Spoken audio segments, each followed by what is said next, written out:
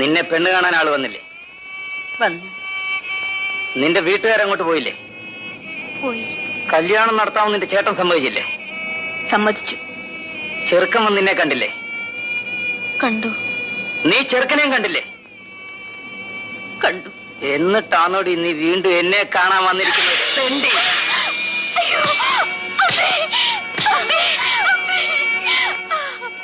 എടി ദ്രോഹി.